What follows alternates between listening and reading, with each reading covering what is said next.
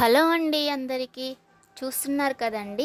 అయితే ముచ్చట ఏంటంటే అల్లం వెల్లుల్లి పేస్ట్ని ఏ విధంగా స్టోర్ పెట్టుకోవాలి, ఎన్ని రోజులైనా నిల్వ ఉండేలా అండ్ ఫ్రెష్గా ఉండాలంటే ఈ విధంగా పేస్ట్ని రెడీ చేసుకోండి. ఇందులో కొంచెం పసుపు, ఇందులో మీకు ఫుల్ ఎల్లోగా కావాలన్నా లేదంటే లైట్గా కావాలన్నా ఫుల్గా అయితే కొంచెం ఎక్కువ యాడ్ చేసుకోండి. తర్వాత ఇందులో ఒక నిమ్మకాయ ముక్కను తీసుకొని ఆ నిమ్మకాయ రసం మిక్సీ గిన్నెలో పిండుకోవాలి. చూడండి, మిక్సీ పట్టుకున్న తర్వాత పేస్ట్ ఏ విధంగా రెడీ అయిందో. చాలా ఫ్రెష్గా చాలా రోజులు నిల్వ ఉంటుందండి. కొందరు వెల్లుల్లి ముక్కలు పొట్టుని తీసేస్తారు, కానీ పొట్టుని తీసేయకుండా పేస్ట్ని పట్టుకోవాలి. ఆ పొట్టు ద్వారానే మనకు హెల్త్ కూడా మంచిదండి. ఇంతేనండి.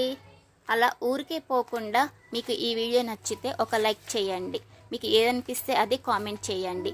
థ్యాంక్ యూ అండి.